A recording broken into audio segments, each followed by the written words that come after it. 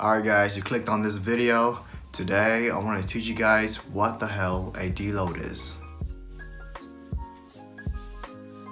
So first off, welcome to a series that I just really want to do, and it's to explain a lot of the terms in bodybuilding that's not really being explained. So a deload is a periodization process where you intentionally train at 75% capacity for a certain time frame, usually around a week. And the reason why is so you can recover muscle, so you can recover your central nervous system, and so you can progress in your fitness goals. Now, why around a week? It's because everybody's training cycle is different. So if their training cycle is different, their deload week is also going to be different. So this means that their deload time range can vary. So for instance, if you're a bro and you're doing a traditional on Monday through Friday and then you're taking Saturday and Sundays off, then your deload week will last for probably about 1 week. However, some people like IFBB Pro Arash Rabar, he follows a 4 days on, 1 day off workout cycle. So what does that mean? This essentially means that if he was to apply a deload, his deload week will probably be 5 days. His total schedule is only 5 days. 4 days on, 1 day rest, repeat. I'm also currently on a 4 days on, 1 day rest cycle.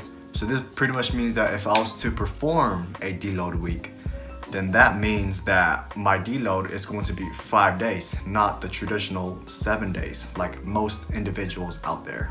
Now, the most important message of this video is, how do you know when you should perform a deload?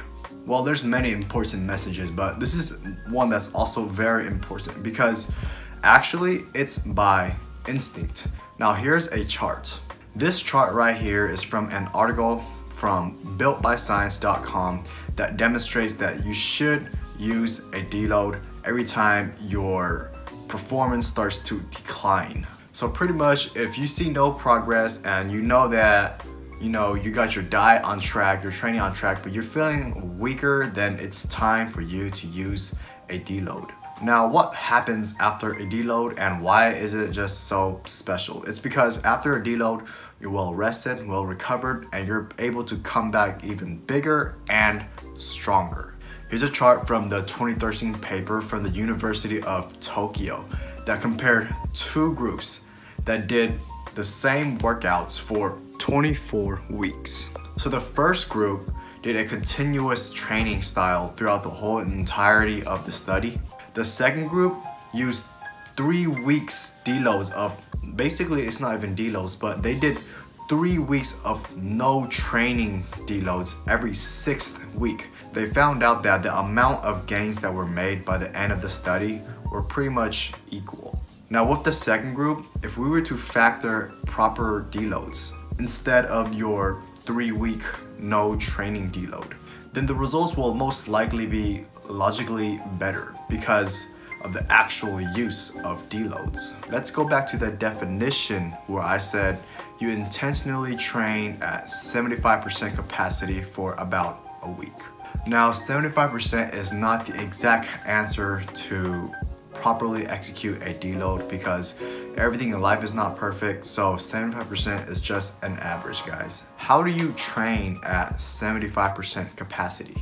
Well, to achieve training at 75% of your maximum capacity, basically you have to multiply the amount of weight that you usually do by 0.75 while keeping the rep range and the amount of sets the same.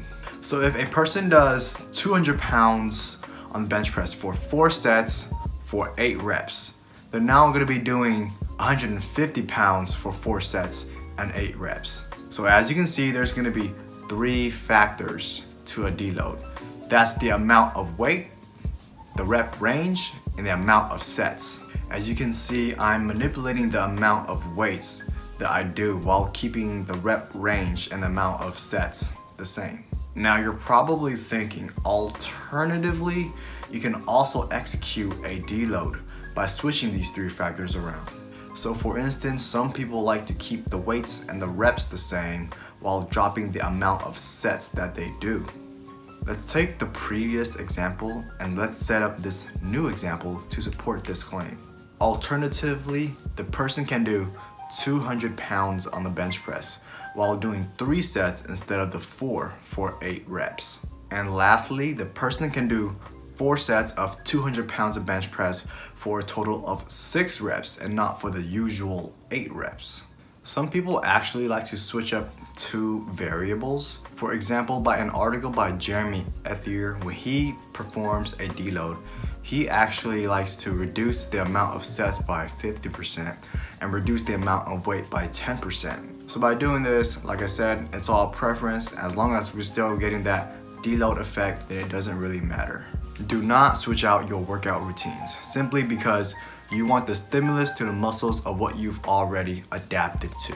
Now, as far as nutrition goes, it depends on the individual and the goals of the individual. So if you're in a caloric deficit and you want to apply the deload process, then it will probably be optimal to kind of go back to your caloric maintenance intake, because simply when you have more calories, it's going to synergize with the deload effect, and the main purpose of the deload is to recover. So when you're eating more calories, more recovery. Also, not to mention the high amount of food that you're eating while on a deload is probably going to be restoring leptin levels, which is also going to help with metabolic functions. Some people actually don't do that, like me, and what you can do is actually go back on the deficit that you're on, apply the deload, and you know that for a fact, if you're deloading, you're going to recover anyways, and you're going to get a combination of fat loss and recovery because you're still on your caloric deficit. Deloads are also common on programs that are run by caloric maintenance diets. So if you are currently on a caloric maintenance, you're trying to build muscle, you're bulking, but you do feel a decrease in strength and overall performance, then you can also use a deload. Of course, with this, you most likely will only have one option, and that's to basically just eat the maintenance of calories that you're already eating while deloading, and no matter what, you will be recovering because of the effects of deloading. You're going to be compensating, you're going to be recovered by next week. But if so and preferred, you can also bulk up your calories just a little bit above maintenance so you can have a little leisure time and also to help out with metabolic functions as well. So now let's go over some of the miscellaneous forms of deloads. This basically means that deloads that come within a process that wasn't really that intentional. You may see some variations of deloading when bodybuilding for a show. Some bodybuilders unintentionally use deload because they kind of rest before they carb up, so their muscles are fully rested, resulting in a harder look on stage. You may also see some miscellaneous forms of deloads in powerlifting. Powerlifters generally max out around 7 to 10 days out of their powerlifting meet. And the reason why they do that is because by maxing out, it'll let their body prepare for the previously last lift that they've lifted via to be the same or even heavier, and either reduce their training or do no training at all until the day of the meet. This is a process called supercompensation. So to compensate means to reduce, and the super is added because of the effect from maxing out before a meet. So according to this graph, when a powerlifter supercompensate, this can be the reason why their PRs are broken during meet days, because of their boosted level of strength from the results of maxing out and resting from supercompensating.